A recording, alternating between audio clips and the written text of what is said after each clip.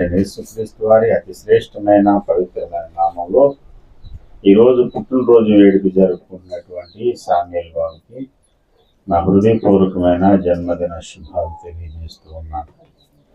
ఈ పుట్టినరోజు కూడికలో పాల్గొంపులు పొందడానికి వచ్చినటువంటి ప్రతి ఒక్కరికి ప్రభు పేరట వందనాలు. దేవుని పరిశుద్ధ వాక్య భాగంలో నుండి సమూయేలు మొదటి గ్రంథము 3వ అధ్యాయంలో నుంచి మాట చదువుకుని క్లుప్తంగా కొద్ది నిమిషాలు వాక్యం ధ్యానం చేద్దాం. 20-21.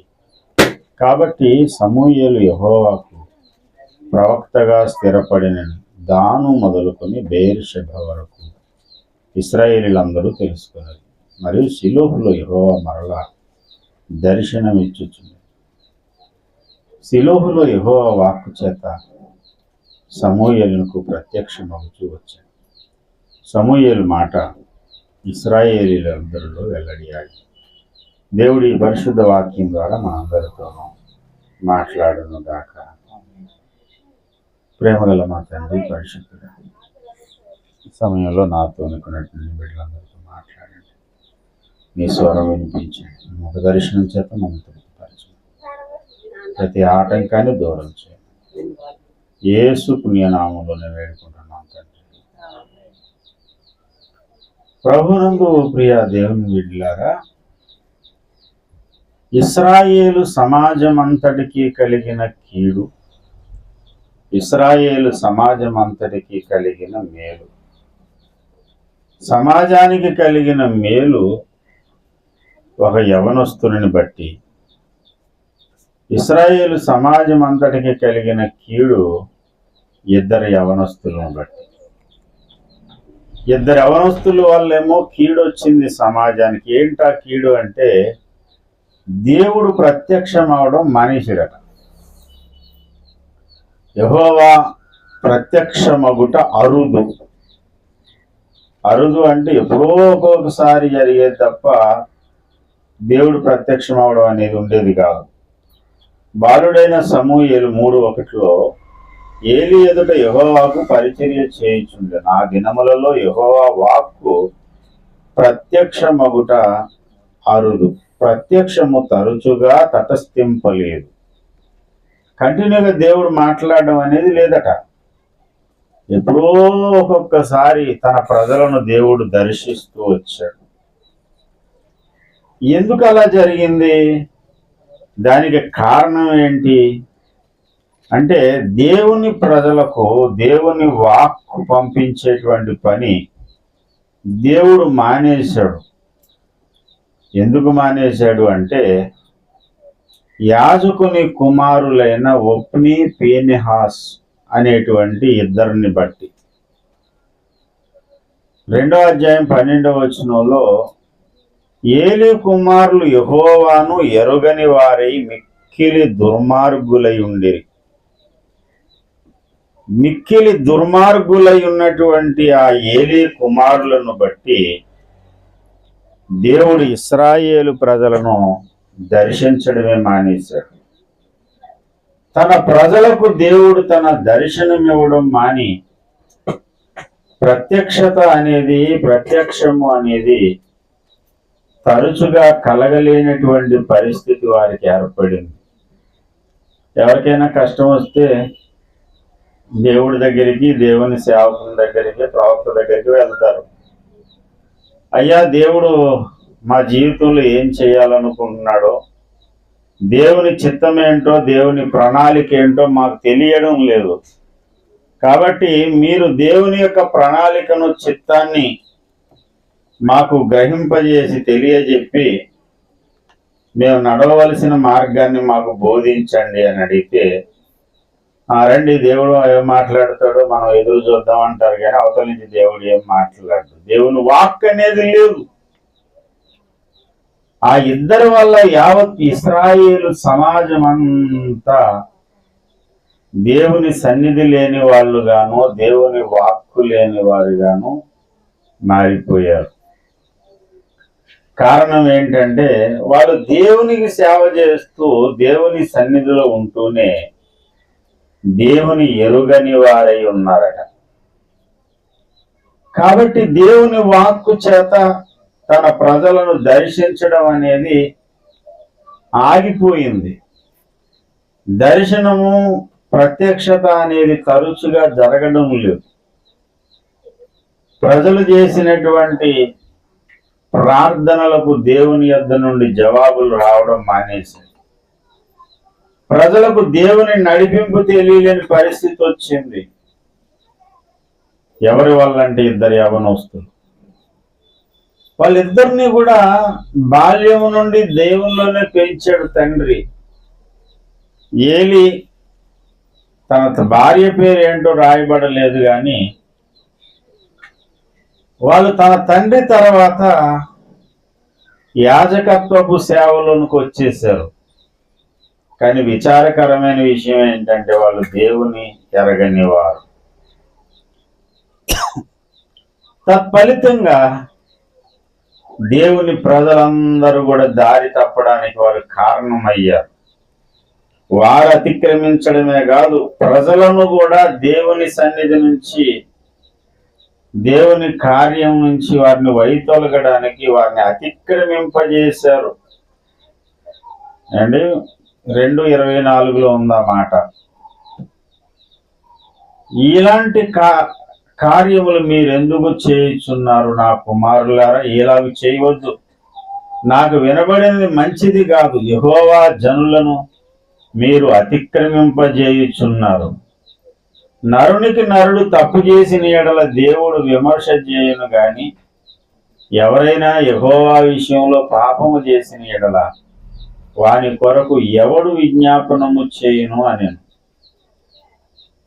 అండి, దేవుని ప్రజలను అతిక్రమింపజేస్తూ వచ్చారు. వాళ్ళు తప్పుద్రోవ పట్టారు, మిగిలిన వాళ్ళని కూడా తప్పుద్రోవ పట్టించారు.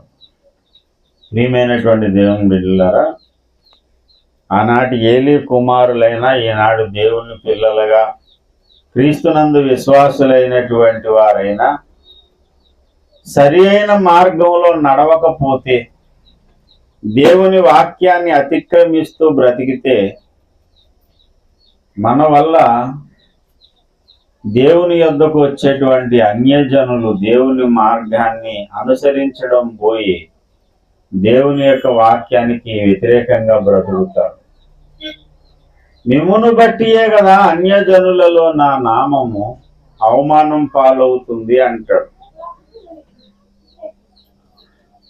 మిమ్మును బట్టి అన్యజనులలో నా నామము దూషణ పాలవుతుంది. అన్యాయంగా దేవుని నామాన్ని గణపరచవలసినటువంటి ప్రజలు అన్యాయంగా దూషించడానికి కారణం ఏంటి అంటే మన యొక్క అక్రమ ప్రవర్తన. బాగుంది, అలా ఉంచు. అక్రమ ప్రవర్తన, సరి అయిన ప్రవర్తన కాకపోతే దేవుని పిల్లలు, ఏలీ కుమారులు చేసింది అదే. సరి అయిన ప్రవర్తన విధానాన్ని అవలంబించలేదు, వాళ్ళు ఇష్టానుసారంగా బ్రతికారు. బలులు అర్పించే సమయంలో ఒక నియమం, ఒక నిబంధన ఉంటుంది.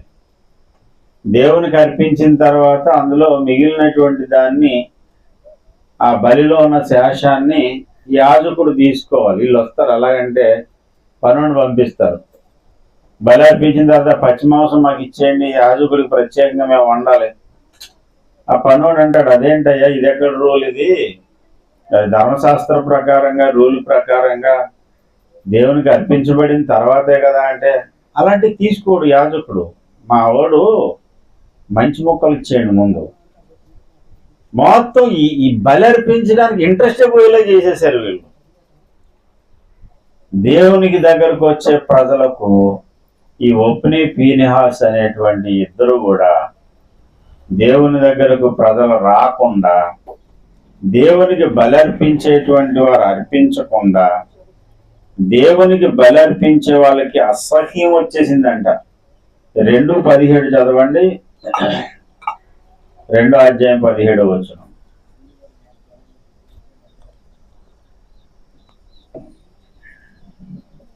అందువలన జనులు యెహోవాకు నైవేద్యము చేయుటయందు అసహ్యపడుటకు ఆ యవనులు కారణమయ్యిరి గనుక యెహోవా సన్నిధిని బహు గొప్పదాయి.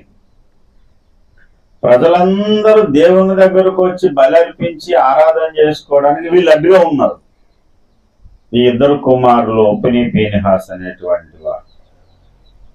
ప్రజలు దేవునికి దూరం అయిపోయారు, దేవుడు ప్రజలను వదిలేశాడు. ఇలాంటి ఒక నీచమైన కార్యానికి ఒప్ని ఫీనెహాసు ఒడిగడితే అదే ఇంట్లో పెరిగాడు సమూయేలు. ఏ యాజకుడైనా ఏలి, ఒకవేళ ఏలి పెంపకం సరిగ్గా లేదని మనం అనుకుందాం, అదే ఏలి పెంపకంలో ఏలి యొక్క ఎదుట యెహోవాకు సేవ చేస్తూ పెరిగిన సమూయేలు మాట ఇశ్రాయేలీయులలో వెల్లడి ఆయను. దాను మొదలుకొని బెయేర్షెబా వరకు, అంటే సరిహద్దులు చెబుతున్నాడు అన్నమాట. మనం చెప్తాం ఆసేతు హిమాచల్ అని, సేతును మొదలు రామసేతు అని చెప్తారు. అక్కడి నుంచి హిమాచల్ వరకు, కాశ్మీర్ నుండి కన్యాకుమారి వరకు అన్నట్టు దాను మొదలుకొని బెయేర్షెబా వరకు ఇశ్రాయేలీలందరిలో కూడా ఒక మంచి టాపిక్ నడుస్తుంది. ఆ టాపిక్ ఏంటంటే, మనలో ఒక గొప్ప ప్రవక్తనుడు పుట్టాడు, దేవుడు తన ప్రజలను దర్శించడానికి కారకుడయ్యాడు. ఆయన ఎవరనుకుంటున్నారు? ఆయన పేరు సమూయేలు. సమూయేలు దేవుని ప్రవక్తగా స్థిరపడ్డాడు. దేవుడు దర్శనం ఇవ్వడం ప్రారంభించాడు.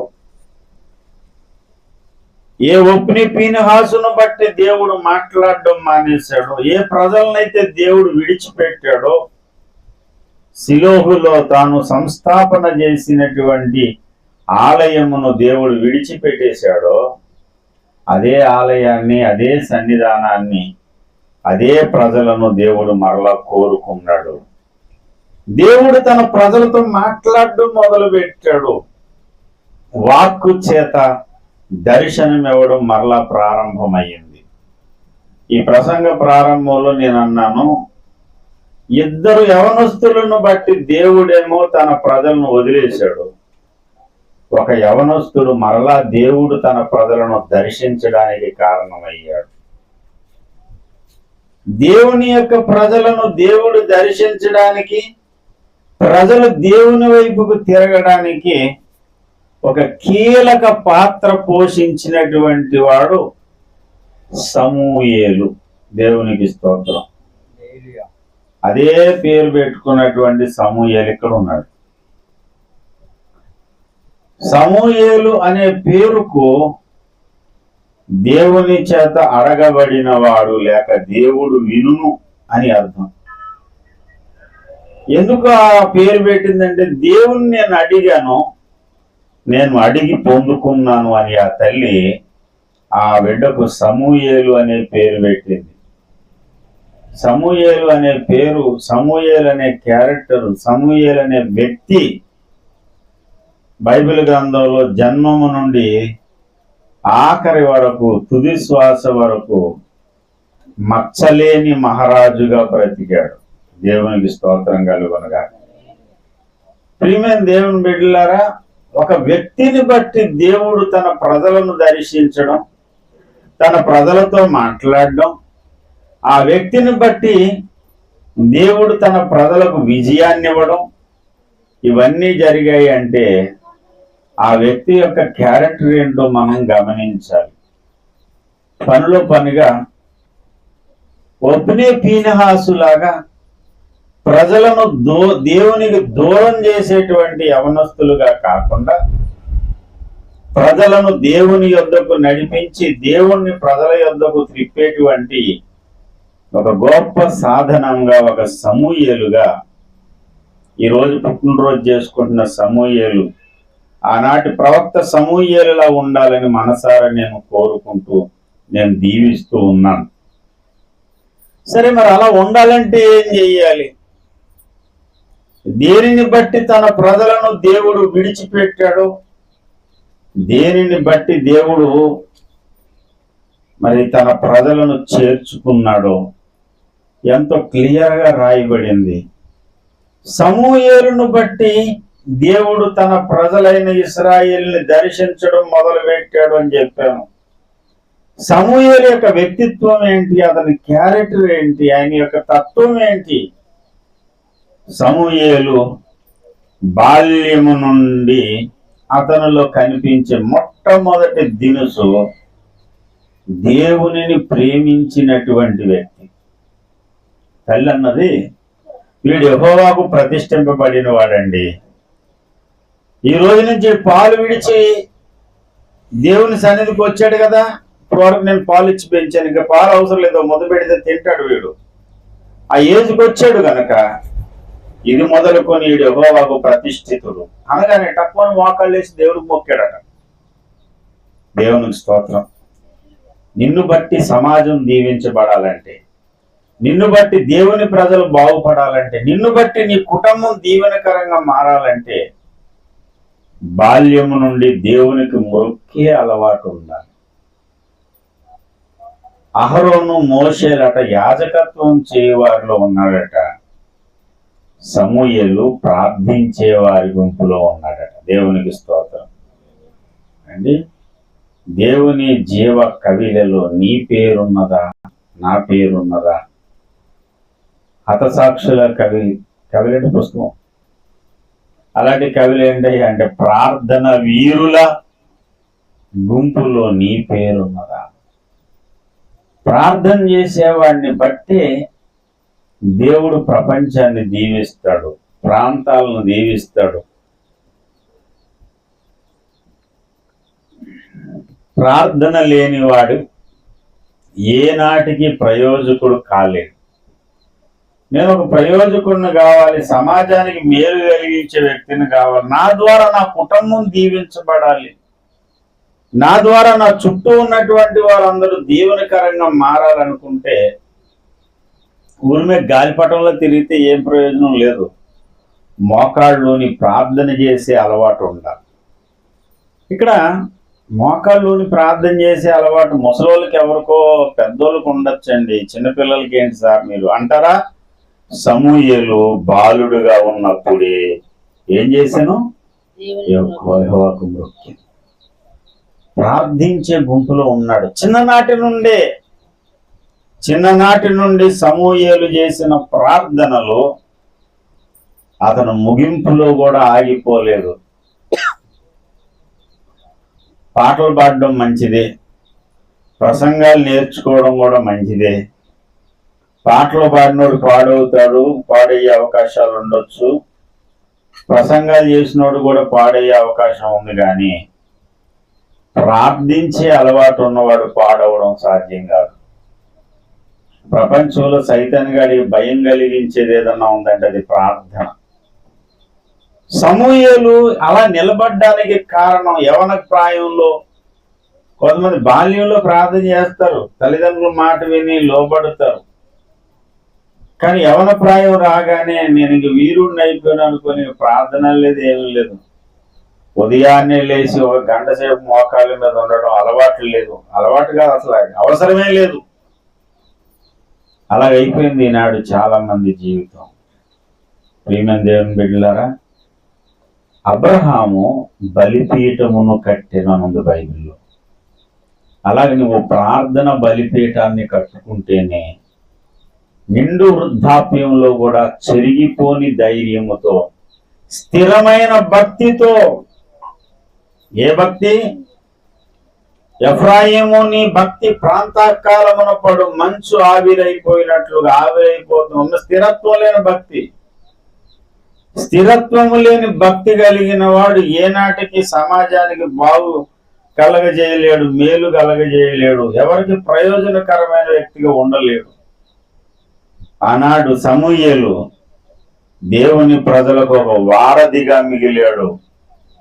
మచ్చలేని మహారాజుగా వృద్ధాప్యంలో సవాల్ చేశాడు. మీ దగ్గర ఎవరి దగ్గర నేను ఏదన్నా తీసుకున్నానా, ఆశించానా, ఎవరిదన్నా దొంగిలించానా చెప్పండి, ఇప్పుడే నేను మళ్ళీ వాళ్ళు తిరిగి ఇచ్చేతానంటే ఒక్కడు కూడా నోరెత్తలేదు. అయ్యో నువ్వు మహారాజు అయ్యా, మచ్చలేని మహారాజు.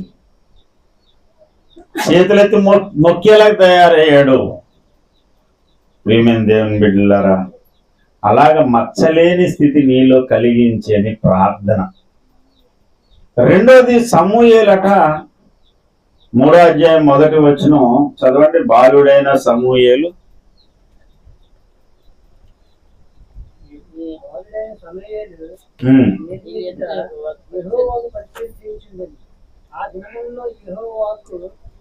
బాలుడైన సమూయేలు ఏలీ ఎదుట యెహోవాకు పరిచర్య, ప్రార్థన పరిచర్య. నీకు చేతనైందేదో నువ్వు చేయగలిగింది, దేవుని పనులు నువ్వు చేయలేదు, నీ యొక్క శక్తి వంచన లేకుండా నువ్వు చేయలేదు వల్ల ఏదో దేవుని పని నిలబడుతుందని కాదు. దేవుని పనులు పరిచర్య చేసేటువంటి లక్షణం ఉండాలి. కొంతమంది పిల్లల్ని కొన్ని మంచినీళ్ళు ఏంటంటే మంచి తెచ్చుకెళ్ళి కాళ్ళేవా నన్ను అడుగుతావే, నేను అందరికీ చేయడానికి సర్వెంట్ అనుకున్నావా? అయ్యి బాబోయ్, ఒకప్పుడు పరిస్థితి లేరు, ఇప్పుడు పరిస్థితి లేరు. చిన్న పిల్లలతో కూడా మాట్లాడలేకపోతున్నాం. నేను సర్వెంట్ అనుకున్నావా? ఈ మొబైల్ ఫోన్లో రీల్స్ అయ్యి చూసి అండ్ వ్యంగ్యంగా వేలాకోలంగా ఇన్స్టాగ్రాములు ఆగ్రాములని అండ్ వీళ్ళు రోజు రోజుకి వీళ్ళు భక్తి గ్రామం తగ్గిపోతుంది. అండ్ ఎదుటివాడికి లోబడే తత్వం లేదు. సమాజానికి మేలు చేసే మనుషులు ఎవరన్నా ఉన్నారంటే వాళ్ళు ఎవరంటే పరిచారం చేసే మనసు ఉన్నాడు. ఎవరు పరిచారం చేస్తాడే? దీన మనసు ఉన్నవాడు చేస్తాడు, గర్వం ఉన్నవాడు చేయడు. యేసన్న గారు సేవకులందరినీ కూడా ముందు పరిచారం చేయడానికి నడిపించేవారు. ఆయన ఉన్నంతకాలం మరి ఇప్పుడు ఎలా ఉందో నాకు తెలియదు, కానీ గుడారాల పండుగ జరిగితే సేవకులే పందిర్లు వేయాలి, సేవకులే గోతులు తవ్వాలి, అన్నం వడ్డించేటువంటి టీము అండి. ప్రతి పని చేయడానికి సేవకులు పరిచారం చేయడం. బైబిల్ ట్రైనింగ్కి వెళ్తే బైబిల్ ట్రైనింగ్లో కూడా ఐపీసీ వాళ్ళ యొక్క బైబిల్ ట్రైనింగ్ సెంటర్ విజయవాడలో వెళ్తే అక్కడ వెళ్తాను, కానీ బైబిల్ ఎలా బోధించవాలను అలా బోధించవాలని చెప్పరాక. ముందు కొన్ని రోజులు పెద్దవాళ్ళు వదిలేసినటువంటి బట్టలను ఉతకమండం, బాత్రూమ్లు కడగమండం, ఫ్లోర్లు తొట్టడం. అంటే ఈ పరిచర్య చేయడం వల్ల ఏమవుతుందంటే దీన మనసు వస్తుంది, లోబడే తత్వం వస్తుంది, వినయ భావం వస్తుంది. ఆ వినయ భావం ఉన్నవాడే సమాజానికి ప్రయోజనకరమైన వ్యక్తి అవుతాడు. గర్వం, అహంకారం ఈ రెండు నాశనానికి ముందు నడుస్తాయి. అహంకారము కలిగిన మనసు, గర్వము నాశనానికి నడుపుతాయి. దీన మనసు, వినయము ఘనతకు కారణమవుతాయి. దేవునికి స్తోత్రం కలుగునుగా. హల్లెలూయా. ఇప్పుడు మంచినీళ్ళు తీసుకురంటే నేనెందుకు తేవాలా, నేను కూలి నొక్కున్నావా అనే మనసు ఉన్నవాడు గర్వంతో ఉన్నవాడు. ఎలియాజరు అడుగుతాడు, అమ్మ దాహానికి కొన్ని నీళ్ళు ఇవ్వగానే రెక్కమ్మంటది, నీకే కాదయ్యా నీ పశువులకు కూడా నేను నీళ్ళు పోస్తాను. ఎండను పడి వచ్చారు, ఎంత దూరం నుంచి వచ్చారు, తాగండి. మీ 10 మంది పనోళ్ళకి 10 ఒంటెలకు కడవ గాడిలో కుమ్మరించి నీళ్లు పోసి తాగమని చెప్పింది. ఆ వినయం ఆమెను ఎంతవరకు తీసుకెళ్ళిందంటే ఇస్సాకుకు భార్య అయిపోయేలా చేసింది. అంటే ఒక ధనవంతుడికి భార్య అయిపోయింది. అబ్రహాము యావదాస్తికి ఏకైక వారసుడైనటువంటి ఇస్సాకుకి భార్య అయిపోయింది. దేన్ని బట్టి అంటే వినయాన్ని బట్టి, పరిచారం చేసే మనసును బట్టి. పెద్దలు ఏమన్నా వచ్చి ఆతిథ్యం స్వీకరిస్తున్నారు అనుకోండి, పిల్లలు శ్రద్ధగా ఆతిథ్యం చేసే మనసు ఉండాలి. పెద్దలు చేస్తారు, నాకే వచ్చే తినడం పోయేలా నాకెందుకే. ఆ రెక్లెస్ కేర్లెస్ మైండ్ ఉన్నవాడు బాగుపడ్డాడు. ఒక సమూయేలులాగా బాగుపడాలంటే తప్పకుండా ఏముండాలి? ప్రార్థన ఉండాలి. 2 పరిచారము చేసే మనసు ఉండాలి. చిట్టి చిట్టి చేతులతో సమూయేలు 2 ఏళ్ళు 3 ఏళ్ళు వయసులో ఆ దీపం వెలిగిస్తాడు, మందిరం తుడుస్తాడు అండి, దేవుని ఆలయంలోకి వచ్చే వాళ్ళకి మంచినీళ్ళు ఇస్తాడు. బలి కర్మకాండ జరిగించే వారికి తోడ్పడతాడు. ఏదో తను చేయగలిగిన తన శక్తి వల్లది అతడు దేవుని పనిలో సహకారిగా ఉంటాడు.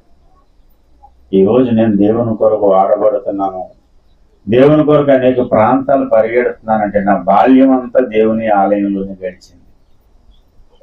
నా శక్తి వంచన లేకుండా దేవుని మందిర పరిచారంలో నా వంతు నేను చేయగలిగింది ఏదో అంతా నేను చేశానని చెప్పను. నేను చేయగలిగిన నా వయసుకు తగిన పని నేను చేయడానికి సిద్ధపడ్డాను. అదే అలవాటు అందరికీ చేయాలని, సంఘంలో అందరికీ నేర్పాలని వారానికి ఒక్కరికి మందిర శుభ్రత అనేది అప్పగించడం జరిగింది. కొంతమంది గ్రూప్లో పెట్టినా సరే సింపుల్గా నాకు కుదరదండి, నాకు రాలేను. అది ఎంత గొప్ప భాగ్యమో అర్థం కావడం లేదు. అది ఏమైనా 10 ఎకరాలు స్థలమా క్లీన్ చేయడానికి ఎవరు లేక, మన సంఘంలో ఒక బ్రదర్ అన్నాడు కదా శేఖరు, ఎవరు ఆబ్సెంట్ అయిపోయినా నాకు ఫోన్ చేయడానికి ఇమ్మీడియట్గా వచ్చి నేను చేసుకుంటాను. ఎన్ని ఖాళీలు అయితే ఉన్నాయో ఆ ఖాళీలు నన్ను ఫిల్ చేయండి. మందిర సేవ అంటే నన్ను చేయనివ్వట్లేదు, కానీ నాకు ఎంత ఇష్టం అంటే మామూలు ఇష్టం కాదు.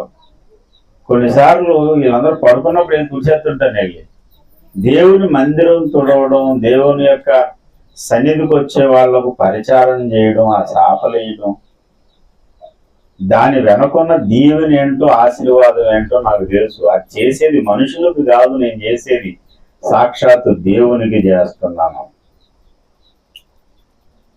నన్ను చర్చిలో పరిచారం చేయడానికి అప్పగించినప్పుడు డ్యూటీలు వేసేవారు. ఈ వారం నీ డ్యూటీ చెప్పులు స్టాండ్ దగ్గర, చెప్పులు వస్తే తీసుకుని లోపల పెడతారు, టోకెన్ ఇస్తాం. వాళ్ళు వెళ్ళిపోయేటప్పుడు వాళ్ళ టోకెన్ మనకి ఇస్తే వాళ్ళ చెప్పులు వాళ్ళకి ఇస్తాం. అంటే చెప్పులు మారిపోకుండా ఉండాలి చెప్పులు స్టాండ్ దగ్గర. ఇంటికి వచ్చిన తర్వాత అంత పొద్దుటే దగ్గర వెళ్ళిపోయాను అన్నాడు మా అన్నయ్య. మా రెండో అన్నయ్య చనిపోయాడు వాడు. అంటే ఈరోజు చెప్పుల స్టాండ్ దగ్గర డ్యూటీ నాదంటే అంత గొప్పగా చెప్తున్నాను. ఏం చేస్తారా, చెప్పులు వచ్చి ఇస్తారు, అది అరలో పెట్టి నెంబర్ ఇవ్వాలి వాళ్ళకి అని గొప్పగా చెప్తాడు. మా వాడు చాలా కోప్పడ్డాడు. ఇంటికాడ కొట్టు దగ్గరికి వెళ్ళమంటేనే ఎల్లో అందరి చెప్పులు కాలుకి వేసుకుని వచ్చిన చెప్పులు ఇప్పితే అవి చేతితో పట్టుకుని అందులో పెడుతున్నావా, చాలా గొప్ప ఉద్యోగం చేసేస్తున్నావులే, ఇంకా ఏదో అనుకున్నాను నేను, చర్చికి వెళ్ళి నువ్వు చేసేది ఇదా. వారికి అర్థం కాలేదు, వాడికి తెలియదు నేను చేసేది ఏంటో నాకు తెలుసు. దేవుని మందిరానికి వచ్చే ప్రజల యొక్క చెప్పులను నేను భద్రంగా కాపాడాను. అది నా డ్యూటీ, అది నాకు ఆనందం. ఇది ఎవరికి చేసిన పరిచర్య? మనుషులకు చేసిన పరిచర్య కాదు, యెహోవా ఎదుట, ఏలి ఎదుట యెహోవాకు పరిచర్య. అలాంటి చిట్టి చిట్టి చేతులతో సమూయేలు చేశాడు. అలా చేసే మనస్సు నాకు కావాలని అడగాలి అంతే తప్ప అవకాశం వచ్చిందని నేను తీయాలని నేను రాను. అదే కేర్లెస్. ఒప్ని పీనిహాస్ అనేటువంటి వాళ్ళకు ఉంది. వాళ్ళిద్దరిని బట్టి దేవుడు ప్రజలను దర్శించడం మానేశాడు. చిన్న చిన్న చేతులతో తను తెలిసి తెలియని వయసులో ఏ పని చెప్తే ఆ పని చేస్తూ వచ్చాడు.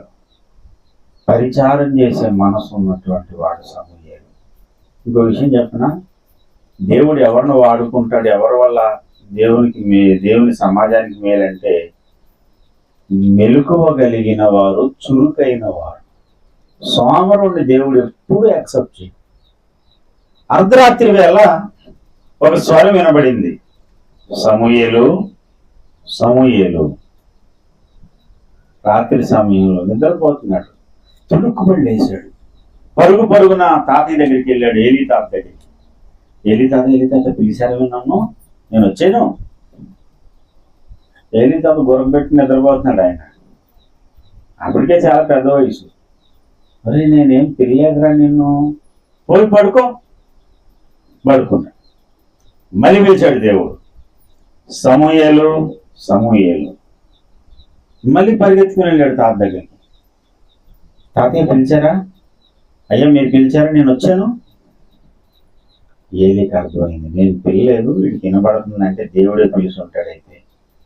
సరే ఈసారి కానీ నీకు అలాంటి స్వరం వినబడింది అనుకో, పిలుపు వినపడింది అనుకో, చిత్తము నీ దాసుడు ఆలకించుచున్నాడు, సెలవిమ్ము. అలాగే తాతయ్య వెళ్ళిపోతున్నాడు. మూడోసారి మళ్ళా వినబడింది, సమూయేలు సమూయేలు. మోకరించాడు, చిత్తం నీ దాసుడు ఆలకించుచున్నాడు, సెలవిమ్ము. ఇక్కడ తర్వాత దేవుడు ఏం సెలవు ఇచ్చాడో అదంతా తర్వాత విషయం. కానీ ఇక్కడ ఏం చెప్తున్నానంటే, నిద్రలో ఉన్న పిల్లల్ని లేపాం అనుకోండి, మన పిల్లల్ని దేవుడు లేపడం మన పక్కనెట్టు.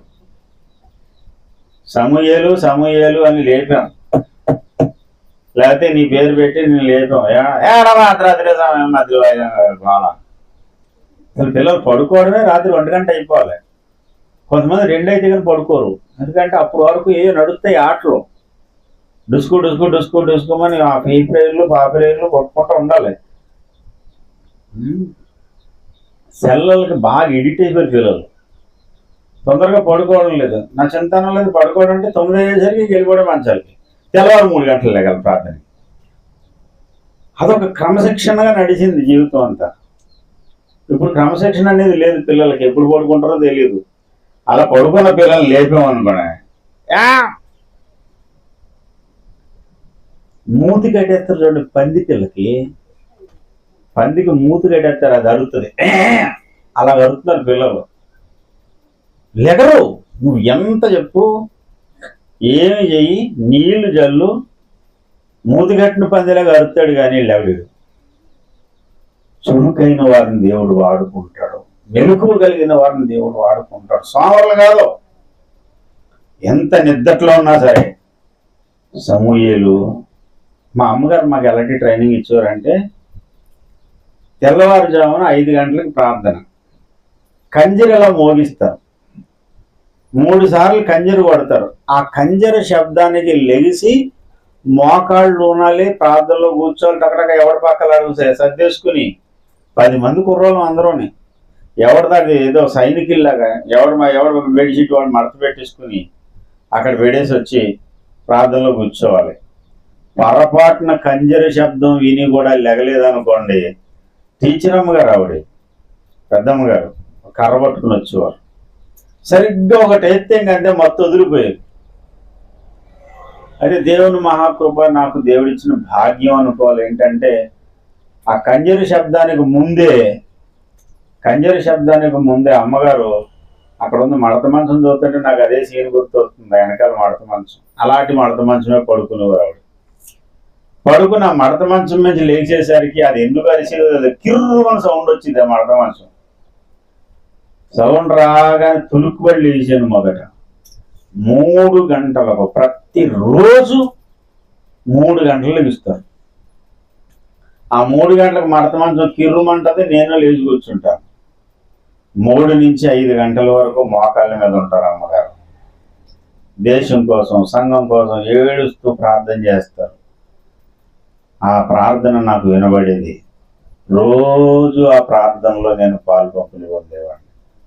దేవునికి స్తోత్రం. చిరుమది చిన్న సౌండ్ అంటే నీళ్ళు జరిగినా లేగట్లేదు, కొట్టినా లేగట్లేదు, ఇంకా మూతి కట్టిన పందిలాగా అరితాడే తప్ప లేగడు. దేవుడు ఎలా వాడుకుంటాడు అనుకుంటున్నారు? దేవుడు చురుకైన వారిని వాడుకుంటాడు, సోమరుల్ని కాదు. సోమరితనం అనేది పెద్దలైన చిన్నలని విడిచిపెట్టాలి. నిద్రయందు ఆసక్తి ఉన్నవాడు దేవుని కొరకు రవ్వంత కూడా ఏ పని చేయలేడు. నిద్ర ఉండాలి, కానీ దాన్ని ఎంతవరకు ఉంచుకోవాలి అంతవరకే ఉంచాలి. నిద్ర నీకు బానిస, కానీ నువ్వు నిద్రకు బానిస అయిపోకూడదు. సమూయేలు వినయము కలిగిన వాడు, చురుకైన వాడు, వినయం కలిగిన వాడు. పెద్దల దగ్గరికి వెళ్తాడు, పెద్ద ఆయన దగ్గరికి, అయ్యా మీరు నన్ను పిలిచారు కదా నేను వచ్చాను. రెండోసారి కూడా అన్నాడు, సమూయేలు సమూయేలు అనే మాట అనగానే వెళ్ళి, నువ్వు నన్ను పిలిచిదివి కదా నేను వచ్చాను. ఒక్కసారి చూడండి, మొదటిసారి సమూయేలు నేను కాదన్నాడు కదా, ఇప్పుడు మళ్ళీ అతను కాదంటాడు, అందరికి ఎందుకు వెళ్ళా, ముసలికి ఏదో అలాగే అనిపించింది, దాని చెడేటో కేడకలేదో అని అడిగిరి పడుకున్నాడు అనుకోండి, సమూయేలు జీవితంలో దేవుని ప్రత్యక్షత మిస్ అయిపోయేవాడు. సమూయేలు మొదటిసారి రెండోసారి మూడోసారి మోకరించాడు దేవుడు ఆ ఏలీ గారు చెప్పినట్టు. అంటే సమూయేలు దగ్గర ఏం కనపడుతుందంటే వినయము అనేటువంటి ఒక సుగుణము కనపడుతుంది. ప్రార్థన జీవితం కలిగిన వాడు, రెండవది పరిచారం చేసేవాడు, మూడవది చురుకైన వాడు, మెలకు కలిగిన వాడు, నాలుగవది వినయ భావము కలిగిన వాడు. దేవునికి స్తోత్రం కలుగును. ఐదో విషయం చెప్తాను వినండి. సమూయేలులో మరొక సుఖం ఏంటంటే దేవుని స్వరము వినడానికి నీ దాసుడు ఆలకించుచున్నాడు, సెలవిము. అంటే దేవుని స్వరము వినేటువంటి చెవి కలిగిన వాడై ఉన్నాడు. తత్ఫలితముగా దేవుని మాటను ప్రజలకు చెప్పే స్థాయికి వచ్చాడు. దేవుని మాట ప్రజలకు చెప్పే స్థాయి ఎవరికి వస్తుందంటే ముందు దేవుని దగ్గర వినడం నేర్చుకున్నవాడికి. దేవుని దగ్గర వినడం చేతగాలి అని వాడు దేవుని గురించి ఏం చెప్పలేడు, దేవుని మాట ప్రజలకు అందించలేడు. ఆ స్థాయికి సమూయేలు చేరడానికి మొదటి మెట్టు ప్రార్థన, రెండవ మెట్టు పరిచారం చేయుట, మూడవ మెట్టు సోమరితనం లేనివాడై చురుకైన వాడిగా ఉన్నాడు. ఆ తర్వాత మెట్టు వినయ భావం కలిగిన వాడై ఉన్నాడు. ఆ తర్వాత వినేవాడై ఉన్నాడు, తర్వాత చెప్పేవాడై ఉన్నాడు. దాని కారణం చేత దాను మొదలుకొని బెయేర్షెబా వరకు ఇశ్రాయేలీ అందరిలో హాట్ టాపిక్ నడిచింది. ఏంటంటే దేవుడు తన ప్రజలను మరలా దర్శిస్తున్నాడు. సమూయేలు అనేటువంటి వ్యక్తి వచ్చాడు. ఈయన ఏలీ కుమారులైన ఒప్నీ పీనెహాసు లాంటి వాళ్ళు కాదు. దేవుని ఎరగని ఒప్నీ పీనెహాసులు దుర్మార్గులయ్యారు. దేవుని ప్రత్యక్షత పొందినటువంటి సమూయేలు ఘనుడైన ప్రవక్త అయ్యాడు. సమూయేలు వస్తుంటే ప్రజలు గడగడలాడిపోయేవారు. అమ్మో, సమూయేలు గారు వస్తున్నారంట, సమాధానంగా వస్తున్నాడా లేదా కోపంతో వస్తున్నాడా? ఏ స్థాయి సంపాదించుకున్నాడండి. సమాజంలో దేవునితో నడిచేవాడు, దేవుని స్వరం వినేవాడు ఘనత పొందుతాడు. అతని వల్ల అనేకులకు మేలు కలుగుతుంది. ఈ రోజున ఆనాటి సమూయేలు లాగా ఈ సమూయేలు కూడా ప్రార్థనాపరుడు కావాలని, వినయ మనస్సు కలిగిన వాడై ఉండాలి. సోమరితనాన్ని విడిచిపెట్టిన వాడై, దేవుని పరిచారం చేసేవాడై, దేవుని స్వరము వినేవాడై, దేవుని మాట ప్రకటించేవాడై, దేవుని ప్రజలకు దేవునికి మధ్యలో మధ్యవర్తిగా ఉండాలి తప్ప అడ్డుబండగా ఉండకూడదు. అటువంటి ఆశీర్వాదకరమైన జీవితాన్ని సమూయేలుకు దేవుడు ఇవ్వాలని నేను మనసారా కోరుకుంటూ కుమారుని దీవిస్తున్నాను. అటు రీతిగా బిడ్డ మలచబడును గాక. మనందరం తన కొరకు ప్రార్థన చేద్దాం. తలలు వంచండి, కన్నులు మూయండి. ప్రజలు దేవుని దగ్గరకు రాకుండా అడ్డుబండలా ఉండేటువంటి ఒప్నీ పీనెహాసులా కాకుండా దేవుని ప్రజలకు దేవునికి మధ్యలో రాయబారిగా ఈ కుమారుడు తీర్చిదిద్దబడును గాక. ఆశీర్వాదము నుందును గాక. ప్రార్థన పట్ల ఆసక్తి, దైవ భయము, పరిచారం చేసే మనసు, పెద్దల పట్ల వినయము ఈ కుమారుడికి దేవుడు ఇవ్వాలి. కూడిన మా అందరికి ఇవ్వాలి. ప్రార్థన చేద్దాం. వెతబడిన వాక్యం ఫలించినట్లుగా పాస్టర్ గారు, బాలరాజు గారు ప్రార్థన చేస్తారు. అందరూ ఏకీవించండి. దేవా కన్న తండ్రి, ప్రేమ కలిగిన స్వామి, నీకు వందనాలు నాయన. దయగలిగిన స్వామి, ఈ పరిశుద్ధమైన నామానికి వేలాది వందనాలు, కృతజ్ఞత స్తోత్రములు తెలియజేస్తున్నాను.